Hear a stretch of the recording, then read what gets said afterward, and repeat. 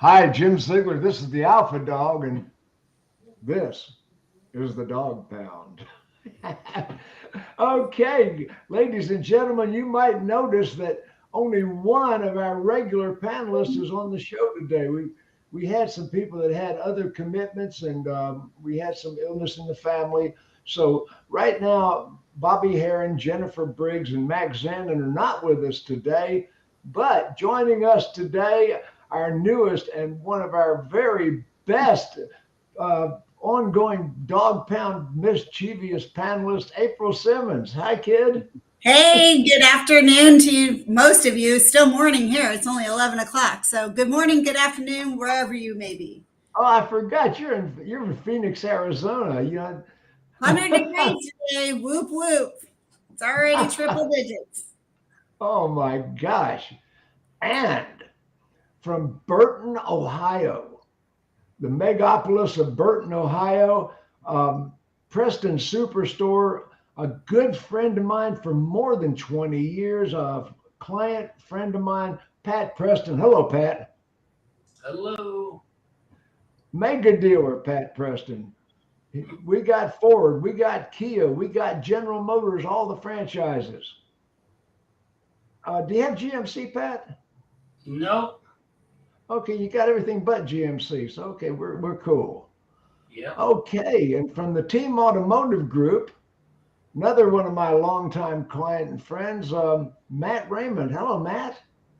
How are you doing today? You ready for the conversation? Absolutely. Okay. And from Vin 10, which I know very little about, but we're going to get educated about Vin 10.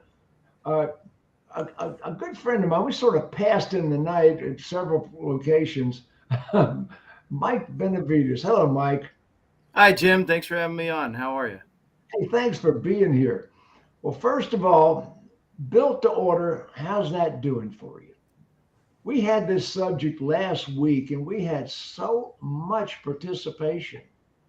I mean, I was amazed how many people came out of the woodwork and participated on this subject. Built to order.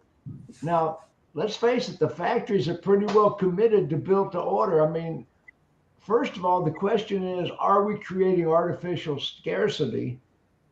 And the second question is it working?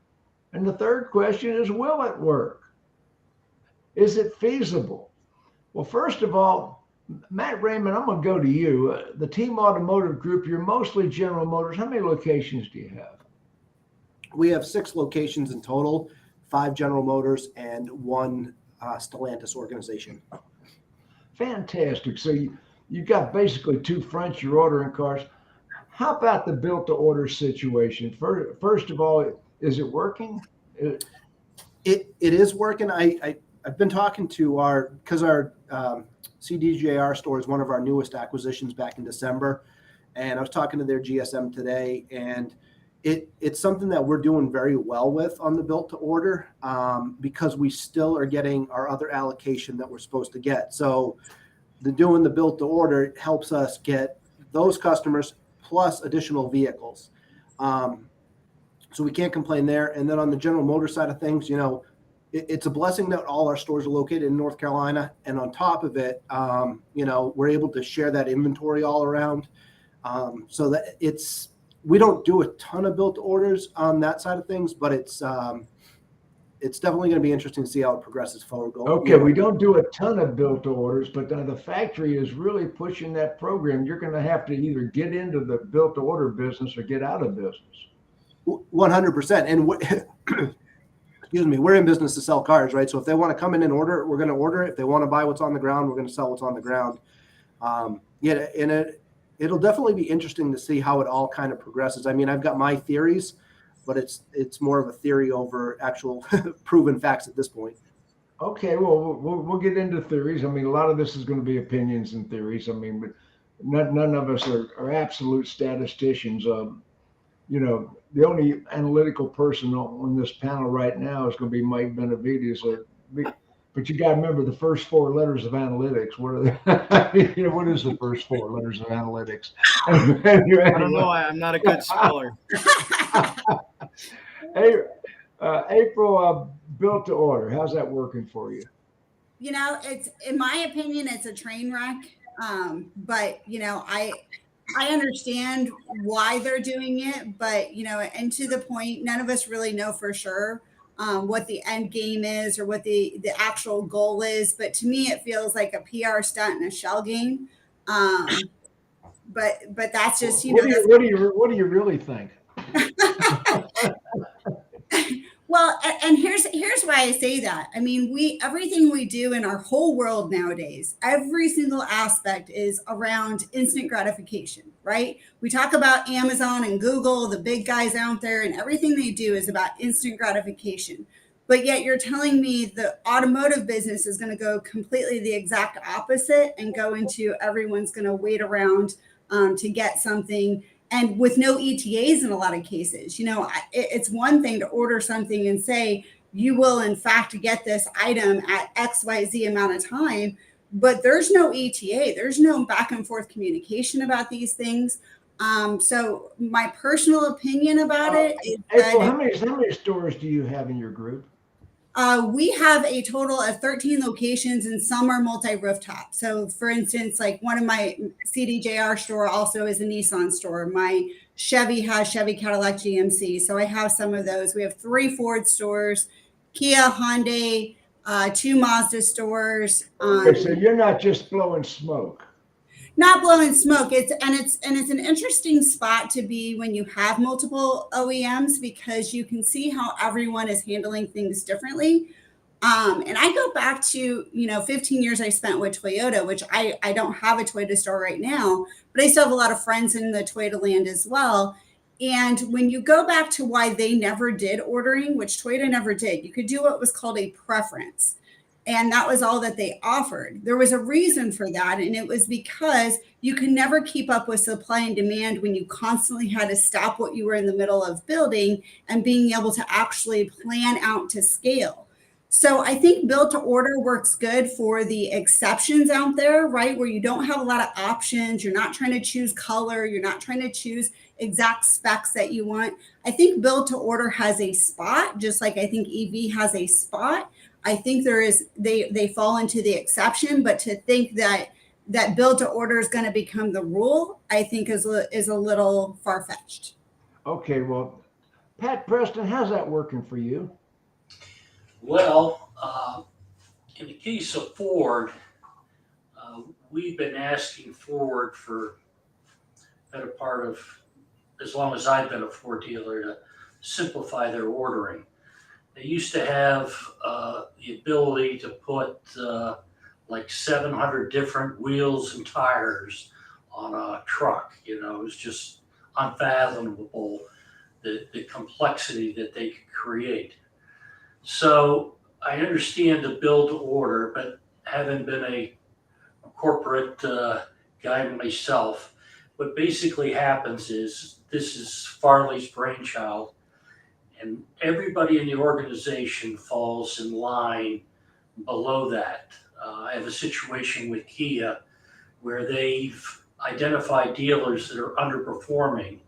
And so their solution to that is to give those dealers more inventory and a inventory drought situation. So naturally, they're going to come off the list as being underperformers, only because they're pumping up the losers. Yeah, and so it's crazy as it sounds, but every kid gets a trophy, Pat.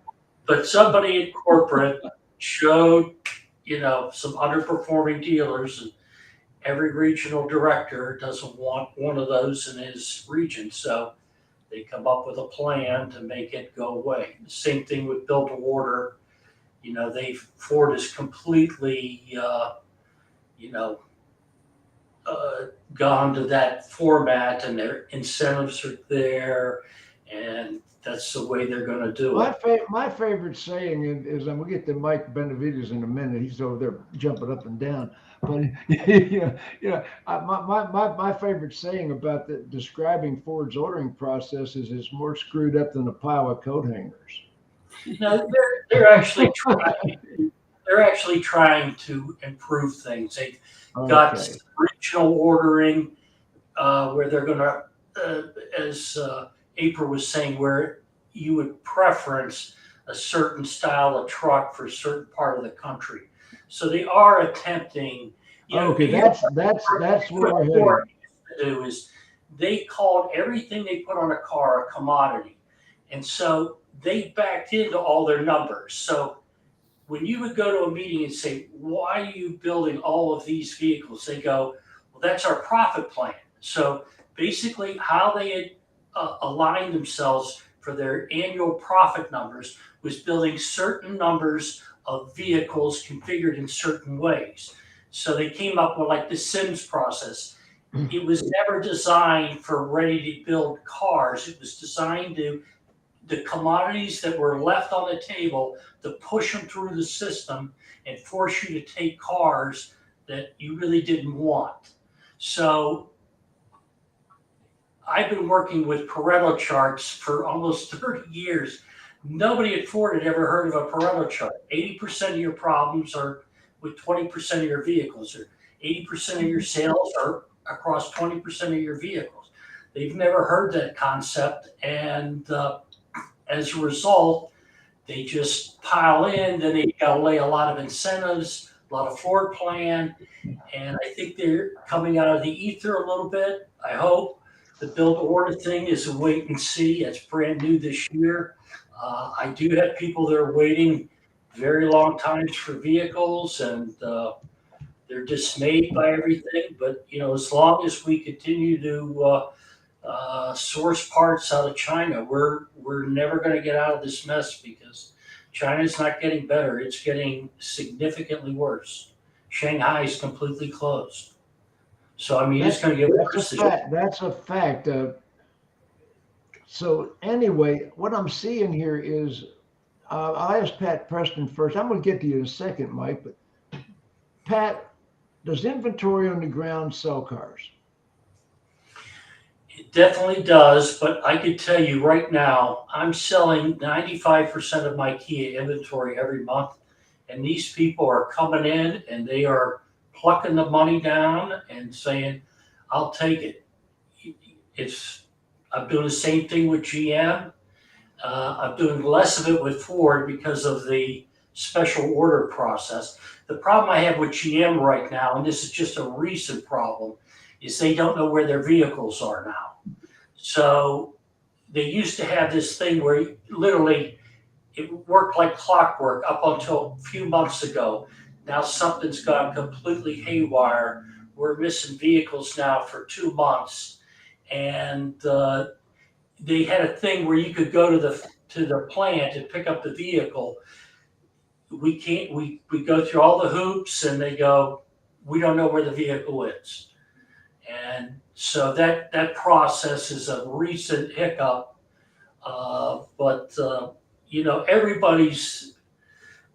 I don't see this problem going away at all this year or next year. They can call it build to order, but people are buying cars sight unseen like you can't believe. If you would ask me, Pat, one thing that's going to happen is that this chip shortage is going to end, the materials shortage is going to end, and they're saying they're going to restrict inventory even after the materials and chip shortages are over with. But some of that is necessary because our products depreciate, and they do not know how to, they either go 1,000% to rental car companies and anybody that'll buy a car, or they restrict. And we need discipline in the industry, both for the manufacturer as well as the dealer. And the Pat, consumer. we're never going to have discipline from the manufacturing side or from the dealer side. Market share drives the board at these corporations. No matter what they say, market share drives the industry. Mike, Mike, I see you jumping over there. Mike's our statistician here. he's been like he reminds me of a little puppy about to pee any minute. You know, it's just Mike. What do you think? Well, I'm happy to share my point of view, and I love learning from the dealers about what's happening on the ground. I think that's certainly the core part of this discussion. I do agree that the manufacturers lack discipline. It's my opinion that when the parts are available, they've got factories that they want to run at full capacity. They have contracts with laborers building cars, and when your business is selling, basically they sell everything they make. So they're going to, when they can, those that lack the discipline, which is probably going to be most of them, chasing after market share and trying to maximize, profit because of the reality of their production capacities. I think they're going to go back to mass volumes, and eventually, they're going to slip and have to start putting money on the hood and doing other things to move cars. At forcing allocations to their dealers. So? You think so? I think so. I think so. As much as now they see what others are doing. I think that there's maybe going to be more of a hybrid approach, where especially now that consumers are being more or they're educated in a number of ways. One, just ordering digitally and shopping online, understanding that you can get what you want, how you want it. And there's going to be manufacturers that cater to that. Being able to allow someone to custom order a vehicle, as long as they're willing to wait, they're willing in order to get exactly what they need and not compromise on color or options or other things about the vehicle. They'll wait for their car. Now, obviously, there are a lot of people that can't wait. Up to 5% of the new car buyers, on an annual basis in normal times are replacing vehicles that were totaled. And so, they need that vehicle now. And that's absolute necessity. But I'm going to tell you right now, from 48 years of experience, the majority of customers want it now. Well, that's what they've been given. And the only option is basically the factories and the dealers have been saying, like they've been focused on, buying what's on the lot. Right. And custom ordering has been available, but largely discouraged. And, certainly the tools haven't really exist for shoppers to even shop that way online, except for Tesla and maybe some other new. Now, Tesla, I'm going to tell you, is an elite car. I mean, it's not a mainstream car right now. It's still elite. Well, I mean, in California, it's pretty mainstream. They're selling a lot of vehicles in California. I know that's not representative of the country, but I would never say California is representative of the country. It's its own country. It is. As a former California resident, as of last year, it is very different, and love it here in Texas. But I do believe that the consumers in general are now aware of the digital shopping processes for buying most. Now you are actually helping the manufacturers build some of the technology that they are configuring these built-to-order cars. I have done that in the past. I was building build-to-order configurators in 1999, so literally last century, and the technology really didn't have its day in the sun because the factories and the dealers wanted to sell what was on the ground.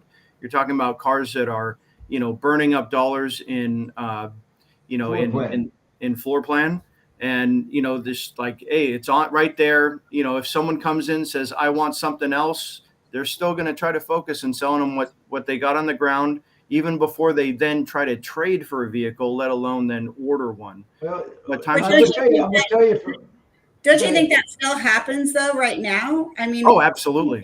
Don't you think the market share loss that's going to happen is going to have a lot to do with salespeople saying, hey, I know you're looking at XYZ, but I mean, as a marketer, as a salesperson myself, I'm always going to sell what I can see. And even if I can't see it on my lot right now, but I can see it in my pipeline. I mean, to Pat's point, my Kia store, top 5 Kia store in the country, we have none on the ground. They're literally selling every single thing. And so as much inventory as we get, we're going to sell.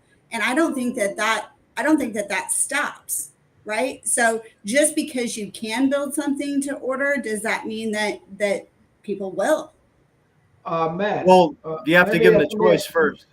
Let me ask Matt a question. Matt, now you're limited in your built to order attempts. How many of those built to order customers back out and don't buy the car? We haven't had any back out as of yet. Again, we don't have a high number of them. Our Stellantis store is at 10 right now that are waiting. A good friend of mine just waited 3 months for a Jeep to come in, and he wanted to buy from me, but if he had found, just because he was looking for a stick shift Gladiator all stripped out, if he had found it somewhere else, he would have bought somewhere else. He bought from us, but if he had found it somewhere else, he would have bought somewhere else. And I think April's on the right track here with, this is a big purchase. I mean, people, if they don't have to wait, they don't want to wait. So I think Mike might even know better because he's building the software, but I mean, I can't imagine the percentage of people that are willing to go through the whole configurator of building and then sit back and say, all right, I got 4 months to wait, would be willing to wait. I just talked to a dealer this morning that is one of the biggest dealers in his state. He's got all the General Motors franchises. He's got 60 Cadillac orders.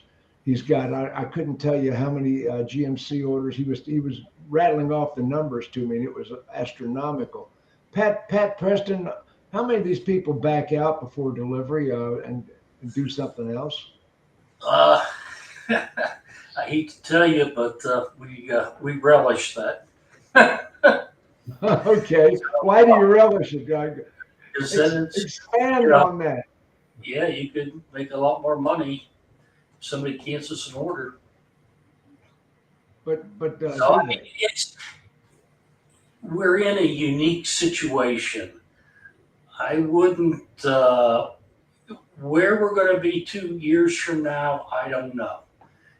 It's just we're in the perfect storm of bad planning, poor sourcing of products, and it's just everybody seems to be very patient when you tell them, hey, I'm selling into the end of May right now at Kia. I've sold all my GM stuff already.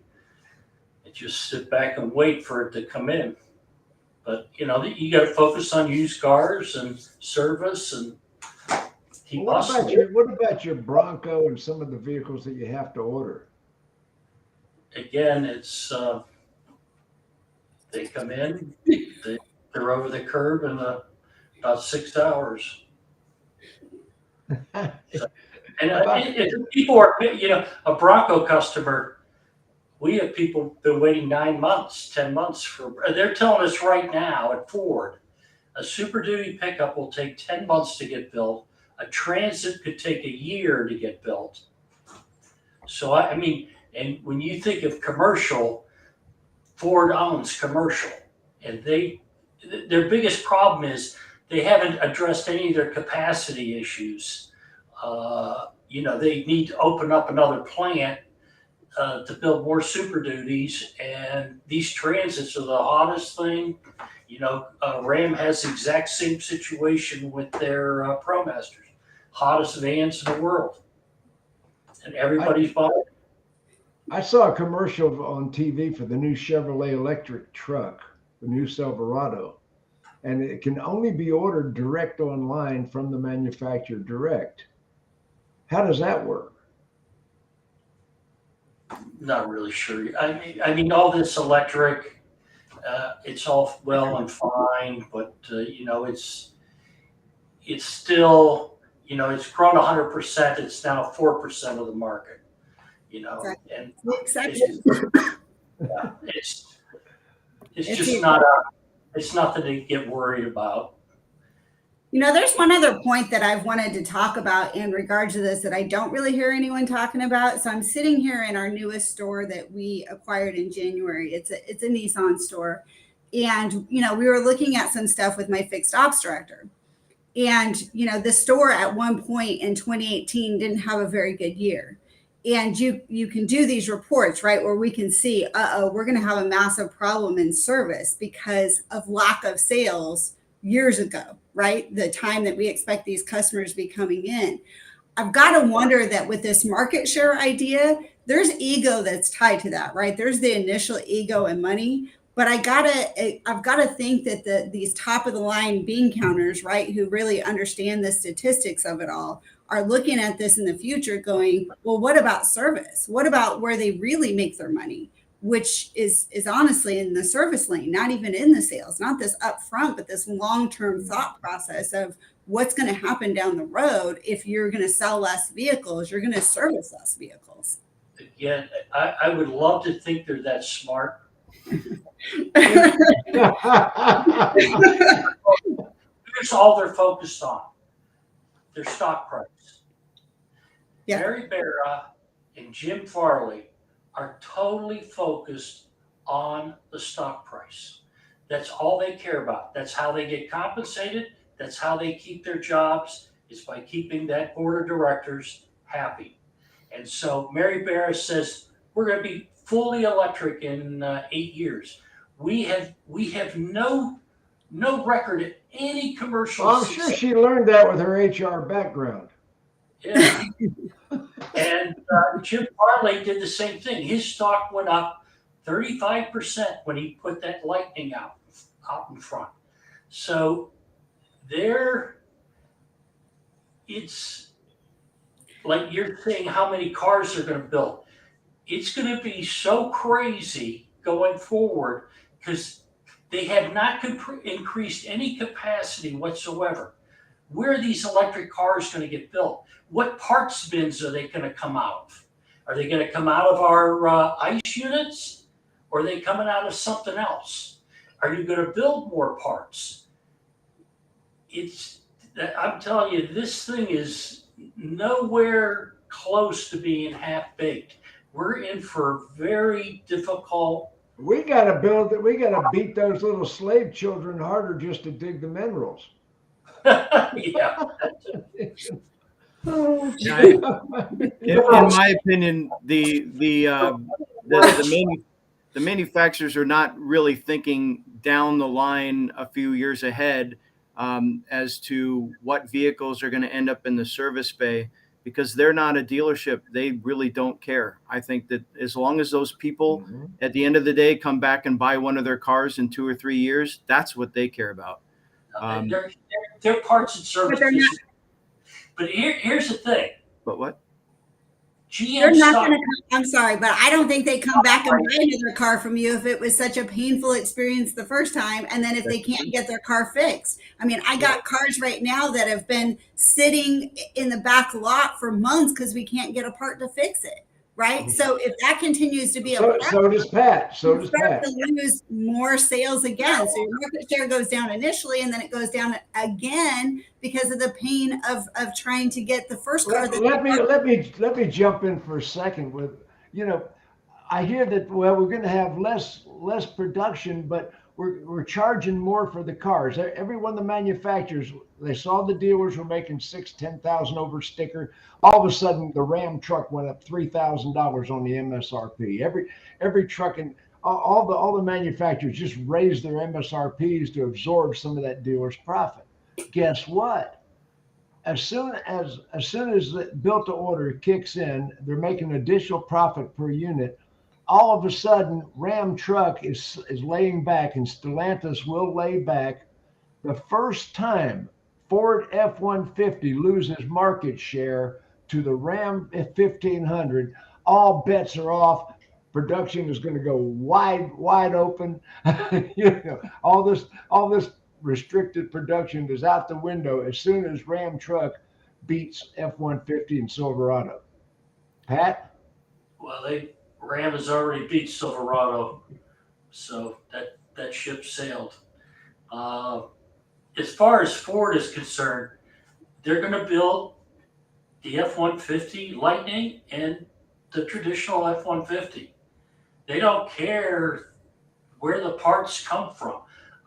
If your market is ICE, you're you're going to have a very tight inventory. If your market is BEV, that you're still going to be in a very tight market. You're not going to have the ability to just go out and start selling vehicles at invoice. You can't do it. They won't be able to back it up with incoming inventory.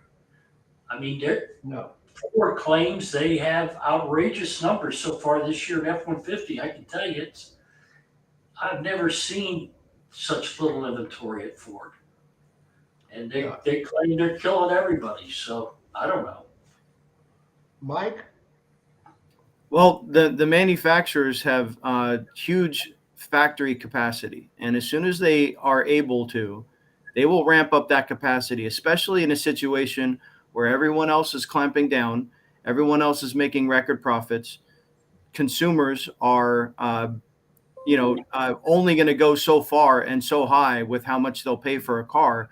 So it makes sense in a game theory perspective for manufacturers to go back to maximizing their factory output and gaining market share and driving down the cost of their vehicles, because as soon as a quality car comes on sale, people are going to snap that up in this environment. So it makes sense for them to play back downward if they're going to want to gain market share and potentially more profits and more customers and build their brand. Especially if they have the factory capacity to make a profit on every vehicle they build, and they've certainly got the dealers that'll buy every one. So that's just my opinion. Yeah, but here's the thing. You talk about their capacity and the labor contracts. I don't know how they got away with what they've been doing. Where's the union if nobody's building cars? I have no idea what's going on.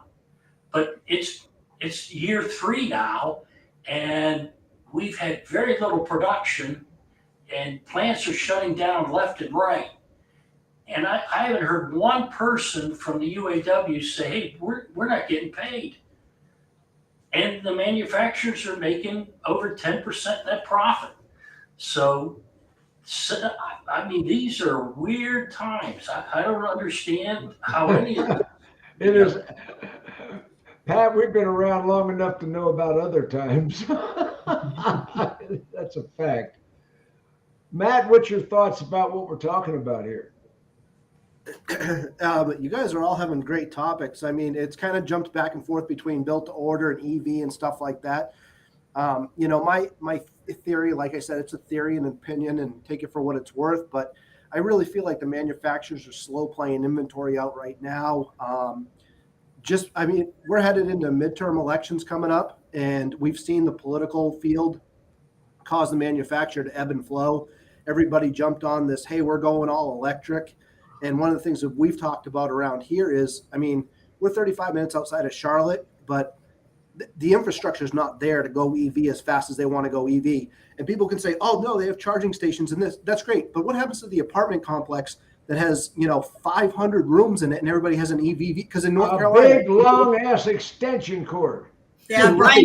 A big-ass extension cord right out of that apartment. And if you live in North Carolina, you're still driving places. People haven't gone, they don't have the the transportation stuff the typical cities do. And then you get out to Eastern Carolina where you end up, with the hog farmers and stuff like that. And good luck trying to pitch electric vehicles over there. I wouldn't even bring up the word electric vehicle out there. So my theory is that there's kind of Say what? Yeah. That's pretty good. Pumping sunshine and truck out moonshine kind of thing. But yeah. So that's my feeling, is that they're slow playing it. Because if things switch in the midterms and they realize that we're not going to go fully electric. I mean, the average vehicle now, I think they said, is on the road. It's 11 years. It doesn't matter who the manufacturer is. Vehicles just naturally last longer now. And so if you start making all these vehicles, and let's say it goes one way and electric is the way it's going, you have still all these vehicles to remove from the roadways over the years. And how do they get there? Well, now's the time to start. We're going to run a cash for clunkers on 3-year-old cars. What are we going to do here? I'm going to keep my political comments to myself. Okay, I'm not going to make a political comment. But yeah, you're right. The cars, the average car has been on the road for 11 years. So once again, service department's going to be more important than ever. But those cars are going to fade out, and as we transition to electric, and I see that now Ford is two different corporations. You know, they all of a sudden it's not one Ford, it's two Fords. But Pat, once again, how prepared are you for electric cars, Pat? We're totally prepared. In what way? We got them. We're selling them. We're servicing them. They're going to break just like everything else. I mean, You have the techs that are trained to work on them. Yeah, I got all the electric in and all amped up, even where I'm at. But back to April's comments on parts. 2 years ago, GM said every used car we have that's a GM used car has to use GM parts. They're making billions of dollars in part sales. Think about collision. That they're making just gobs of money. And all they're telling us is, we want you to sell GM parts and, especially sheet metal. So, they run their business, it's all profit centered. Everybody's got to make money. So I don't know exactly about service and electric cars yet. We haven't done a lot of it, but they do break, and it's expensive to fix them, and we're happy to do it. And the build quality early on is going to be not so good. So early returns on service is going to be higher than I think people were expecting. So you're going to get a lot of service business early on until they learn to make cars well, especially with newcomers into the space and a whole new vehicle that's being produced. You'll get more service than I think a lot of people are saying. And I hear Matt too, and the challenges that are regional with respect to the ownership experience of these vehicles. The infrastructure, we have 50 states, and 1/3 of our charging infrastructure is in one state. That there's a long road ahead, and a lot of manufacturers are switching over rather quickly in an environment that is not set up for them, in my opinion. They want to get rid of natural gas in 7 years. Or hydrogen, or what are the alternative fuels anyway? There is no long-term U.S. strategy for energy. No. When you say you're going to get rid of natural gas, that makes about as much sense as no sense. No sense at all. April, now you get just about every franchise. I heard that Kia basically said they're not going to participate in the built to order. I think Kia is doing one of the best jobs that I'm seeing of anybody. Kia, Toyota, Hyundai, they all gain market share during these times. And part of the reason that they do is that they say, look, we're going to go against the way that everybody else is going. So they're building more cars, they're building cooler cars, they're putting all the tech in the cars, and they're supplying the cars. And so they're going to continue to sell, outsell, and gain market share, and therefore get more and more people. We talk about that repeat business in 2 or 3 years. The more people I put in a Hyundai or a Kia today, the better chance I have to sell them another Hyundai or Kia in 3 years. And so, the market share today does matter tomorrow from service, from repeat customers, from loyalty standpoint. There's a lot of that definitely is going to come in and be an impact. You have my Mazda stores. They are not doing build to order per se, but they are going more into that electric space. And I'll tell you what, I look at it like this. I'm greedy. Whatever I need to do to maximize within every individual OEM to sell every car possible, that's what we're going to do. Electric vehicles, am I going to participate? Of course. Why would I not want more money if I can get? Of course you do. Right? Like none of us are against electric vehicles. I mean, we are right? not. the anti-electric vehicle squad here. No, but it's a sprinkles, right? So I feel like we're talking way too much about electric vehicles. That's why I said last week, do I care? I really don't, because if it comes, okay, we're going to sell electric cars. If it doesn't, okay, we're not going to sell electric cars. It doesn't really matter. But as a I sold Yugos. Right. It's like whatever, right? We just, dealers really are roll with the punches, and we always have been. I feel like that's the one thing we always forget is the people that are actually selling the product, and these salespeople matter, and they are the ones that will be the future, whatever that future looks like. I don't think we have infrastructure. To Matt's point, no way in the world are we going to be all electric in 6, 7, 10 years. Nobody has yet invented the universal charging station. No.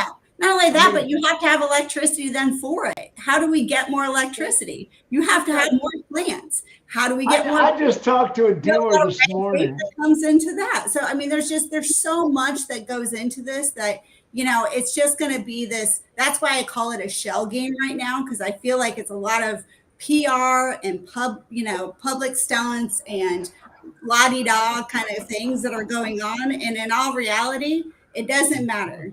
Give me cars so we can sell them, and I don't care what we do to get them to move.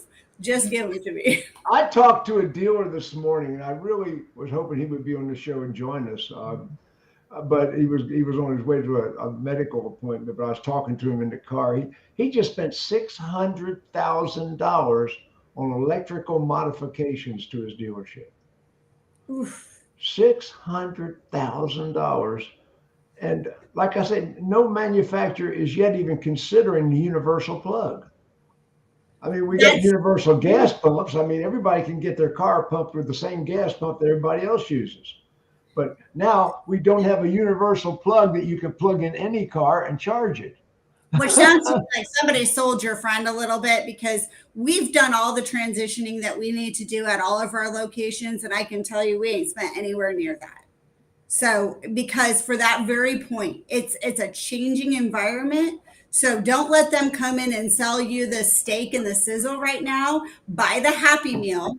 Okay. Buy the Happy Meal when it comes to the electricity stuff. Buy the Happy Meal. You're going to have to change it anyway. It's going to change. So don't go in and spend that kind of crazy money when you don't need to today. And the technology will become cheaper as well, right? Exactly. Just like the big screen TV, right? We were spending $4,000 on them a decade ago, and now you can spend $400 for an even better version. Oh, that's a fact.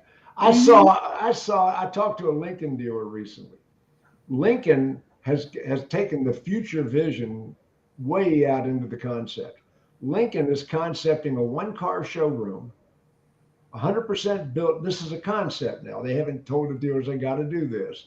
But Lincoln is concepting a one-car showroom, and they're going to sell cars with Oculuses on the metaverse.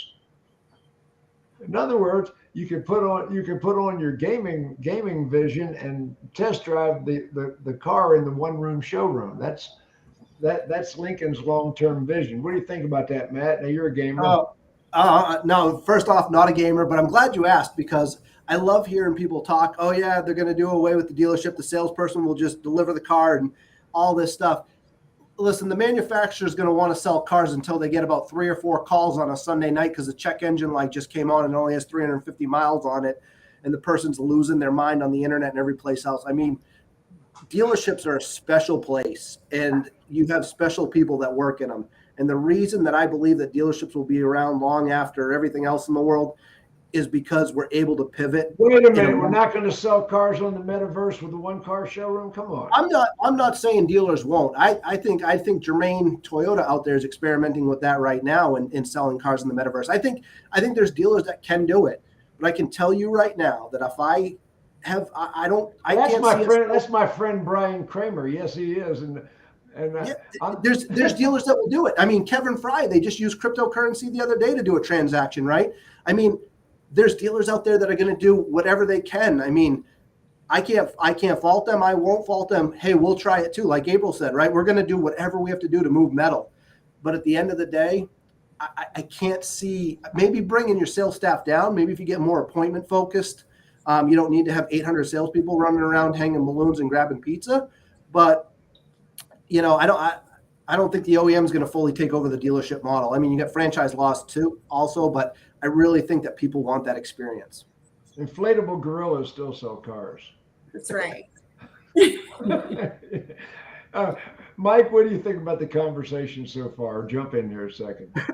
Well, I have a hard time believing that people are going to prefer to buy a car that is, it's a visceral experience. It's something that, it's a machine that, and to test drive it virtually, maybe to buy it virtually if they know exactly what they want and they know they're buying a commodity. Maybe they're doing a custom order where there's nothing to drive. They still want to test drive something like it, but to be able to order it. There's a lot of people that want to order online. There's a lot of people that don't want to do that. And there's a lot of people that need help through that process. Those systems for buying digitally will only get better. And there are a lot of people that will love to at least do a lot of the heavy work, if not the entire transaction. We hope they do. I want the customer to do all their paperwork and all the preliminary work on the internet. I love digital retail. And I hate spending 6 hours in a dealership to buy a car, which is the last thing that happened last time. So, by the way, consumers create that, and the government creates that. If the government would let just the amount of paperwork it takes to deliver a car right now, government regulation is 30 minutes of the sale. Yep. And sticker is quicker.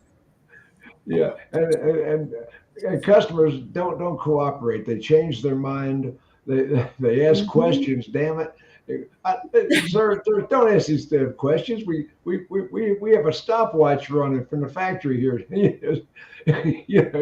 Customer asking questions. We got a stopwatch running. Quit it. The manufacturer wants to how much time you're here.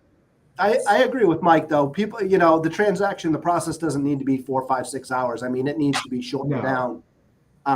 But I think people need to touch and feel that vehicle. I mean, everybody in my family that's younger than me, wants to touch, feel, smell the vehicle.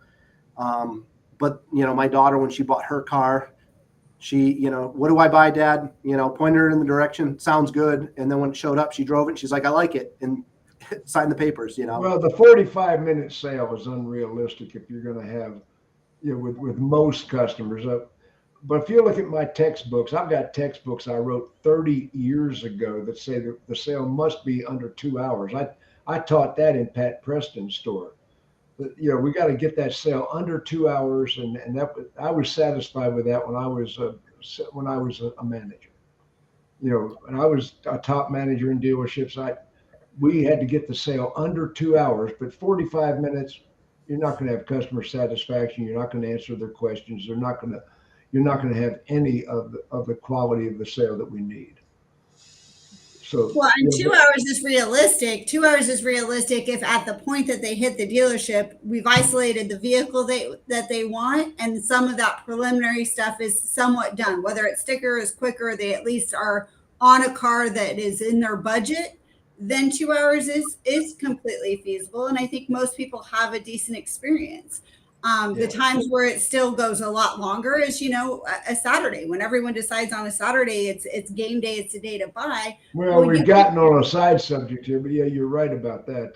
Right. So those things, I think with the current way that things are, we're almost having to sell cars twice. Right. So you have to sell the car to do the order, or even if you're pre-selling into your pipeline, you're kind of doing a lot of that now. So when they do take delivery, it's appointmented out. So if anything that we're learning from this on getting the time down, not only utilizing digital retailing tools, but also scheduling delivery at intervals that allows a finance manager to get them in and get them out and not have those backups.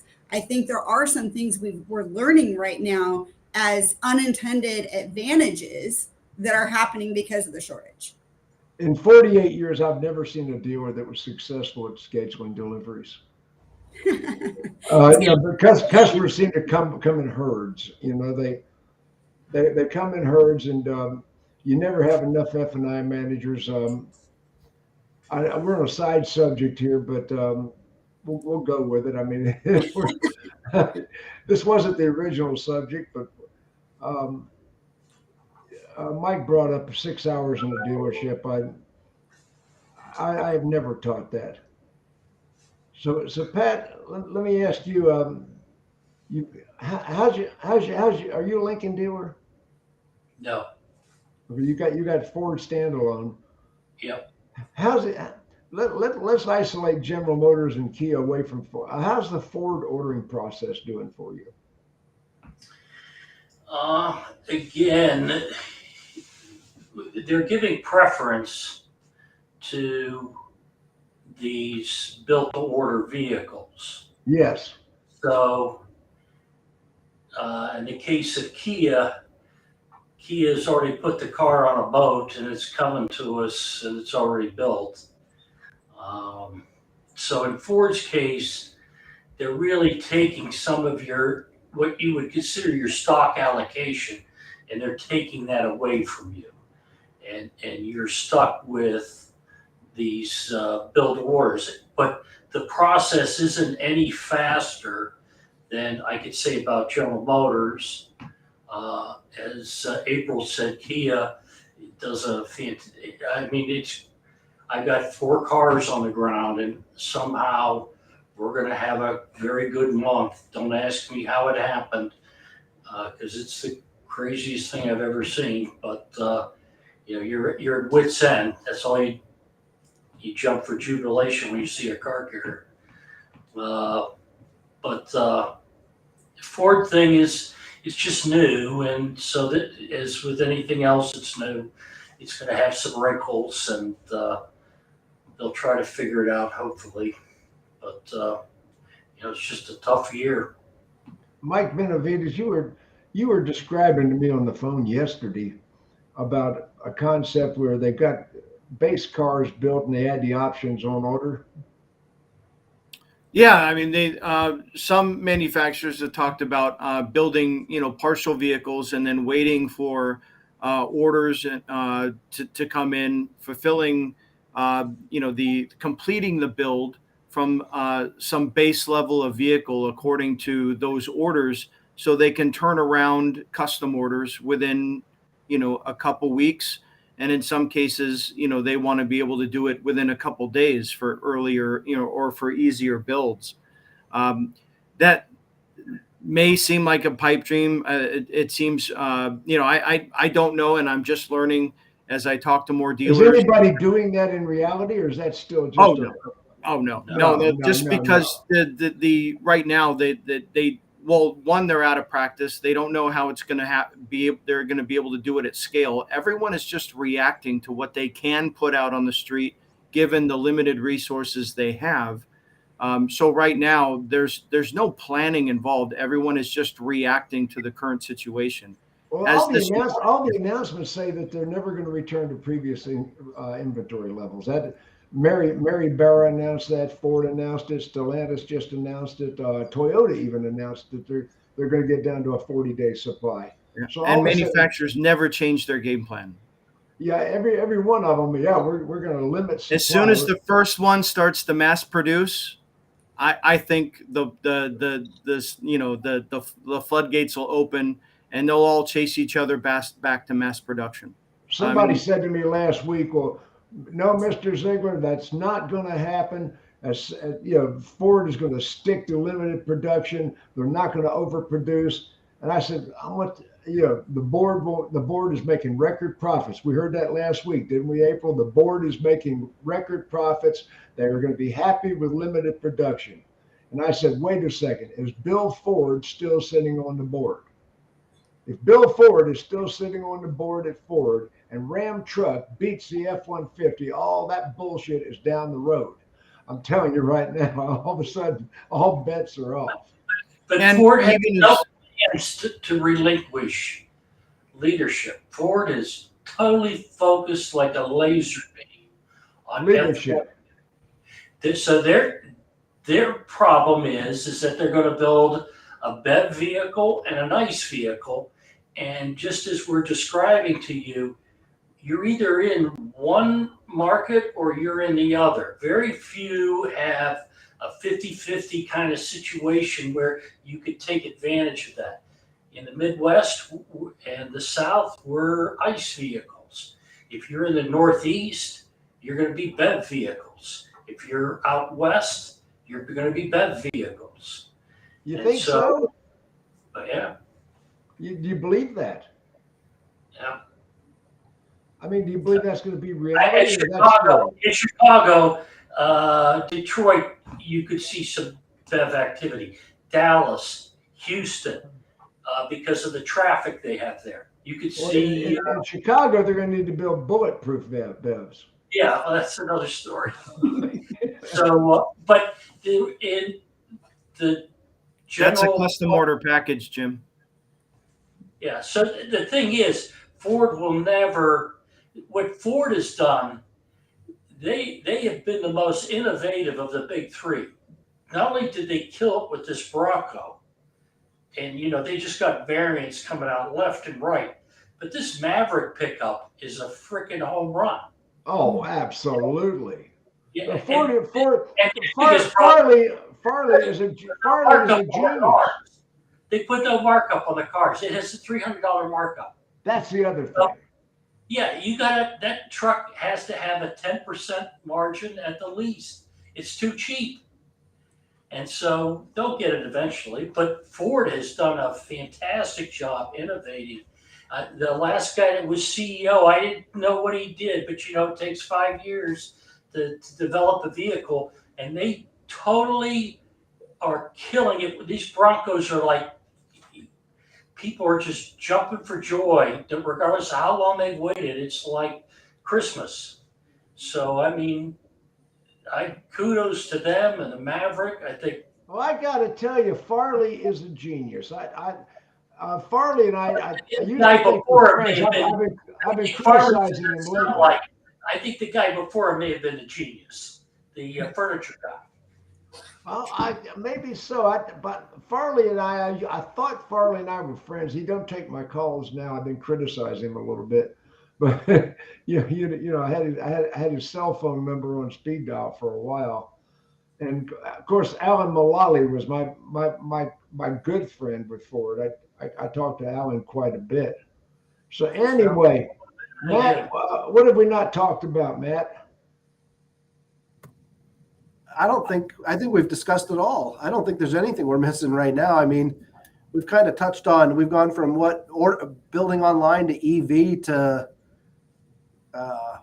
kind of everything the manufacturer does wrong. And we got off track a couple times. We did get off track once or twice. We always do. But like I said, and I'll always say this, being on the dealer side of things for sure, is that dealers are going to adapt and overcome no matter what's thrown at us. I mean, April hit the nail on the head with that. And, it doesn't matter what we sell. I mean, listen, if we got to sell the vending machine to make ends meet for the month, we'll sell the vending machine. Mm-hmm. And we know that salesmen will buy all the Bang energy drinks out of there before we have to sell it anyway. So that's right. Yeah, all the Red Bull will be going. Oh, man. Mike, anything we haven't talked about? Yeah, certainly. There are solutions for accepting build to orders, right? So there are, configuration is an old technology, but for dealers that want to be able to allow their customers to custom build a car and receive that factory compliant order, so that they can turn around and apply whatever sales process they want to that. But a simple tool that will allow the customer to build what they want, that exists. It hasn't for quite some time because it's never had its day in the sun until now. And that's what we at Vin10 have built. And we're working with a number of companies to tack on more pieces to that, especially around credit and such. But the fundamental process of allowing a customer to build a car exactly the way they want, all the colors, all the options, packages, and then, submit that to a dealer. Right now, it doesn't hook into any factory system or complete a transaction because right now the dealers don't know if they can even fulfill that order. But what they can do is allow the customer to tell them what they want so that the dealer can then decide how they want to react and turn around and sell that customer if they can. If not the vehicle they ordered, they can, try to push them onto something that is maybe a close used vehicle, a vehicle coming in at an allocation, something close. But it all starts with, that process exists to allow a customer to custom build their car. Fantastic. Okay, we've had a great show, and Pat Preston, I always love to see you. You know, we've had some great conversations through the years. I've been to your dealership 10, 15, 20 times. Your people have been to my seminars. You came to Internet Battle Plan personally yourself. One thing about Pat, he didn't just send his people to training, he went with them. That just impressed the heck out of me. The dealer principal, you know, five stores, he always went with the people, always does. April, thank you again. Mike Benavides, thank you. Matt, always glad to see you. You're a good friend as well. The Alpha Dawg, wave goodbye to the audience, folks. Thank you. Nice meeting you all. Pat, wave, Pat.